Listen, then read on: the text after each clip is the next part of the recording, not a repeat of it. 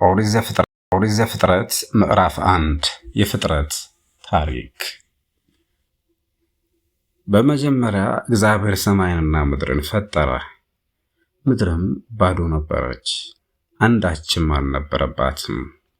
ጨለማም በጥልቁ ላይ ነበረ፣ እግዚአብሔር መንፈስም በውሃ ላይ ይሰፍ ነበር። እግዚአብሔርም ብርሃን ይሁን አለ፣ ብርሃንም ሆነ። እግዚአብሔርም ብርሃኑ መልካም እንደሆነ አየ። እግዚአብሔርም በብርሃንና በጨለማው መካከል ለየ።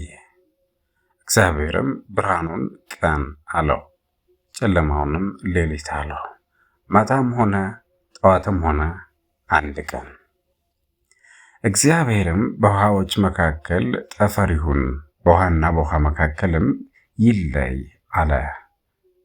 እግዚአብሔርም ጠፈርን አደረገ፣ ከጠፈር በታች ያለውን ውሃ ከጠፈር በላይ ካለው ውሃ ላይ። እንዲሁም ሆነ። እግዚአብሔርም ጠፈሩን ሰማይ ብሎ ጠራው። ማታም ሆነ ጠዋትም ሆነ ሁለተኛ ቀን። እግዚአብሔርም ከሰማይ በታች ያለው ውሃ በአንድ ስፍራ ይሰብሰብ፣ የብስም ይታይ አለ። እንዲሁም ሆነ። እግዚአብሔርም የብሱን ምድር ብሎ ጠራው፣ የውሃ መከማቻውንም ባህር አለው። እግዚአብሔርም ያ መልካም እንደሆነ አየ። እግዚአብሔርም ምድርን ዘር የሚሰጥ ሣርንና ቡቃያን በምድር ላይ እንደ ወገኑ ዘሩ ያለበትን ፍሬ የሚያፈራ ዛፍን ታብቅል አለ። እንዲሁም ሆነ። ምድርም ዘርን የሚሰጥ ሣርንና ቡቃያን እንደ ወገኑ ዘሩም ያለበትን ፍሬ የሚያፈራ ዛፍን እንደ ወገኑ አበቀለች። እግዚአብሔርም ያ መልካም እንደሆነ አየ። ማታም ሆነ ጠዋትም ሆነ ሦስተኛ ቀን። እግዚአብሔርም አለ፣ ቀኑን ከሌሊት ይለዩ ዘንድ በሰማይ ጠፈር ብርሃናት ይሁኑ፣ ለምልክቶች፣ ለዘመናት፣ ለቀኖችም ለዓመታትም ይሁኑ። በምድር ላይ ያበሩ ዘንድ በሰማይ ጠፈር ብርሃናት ይሁኑ። እንዲሁም ሆነ።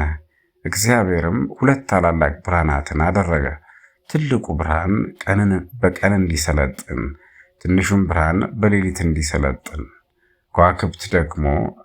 ከዋክብትንም ደግሞ እግዚአብሔርም በምድር ላይ ያበሩ ዘንድ በሰማይ ጠፈር አኖራቸው፣ በቀንም በሌሊትም እንዲሰለጥኑ፣ ብርሃኑንና ጨለማውንም እንዲለዩ።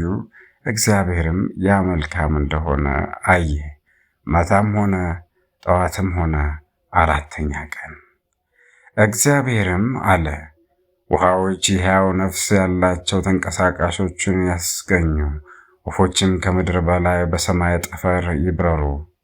እግዚአብሔርም ታላላቅ ዓሣ ነባሪዎችን፣ ውሃዎች እንደ ወገናቸው ያስገኟቸውን ተንቀሳቃሾቹንና ሕያዋን ፍጥረታትን ሁሉ፣ የሚበሩትንም ወፎች ሁሉ እንደ ወገናቸው ፈጠረ።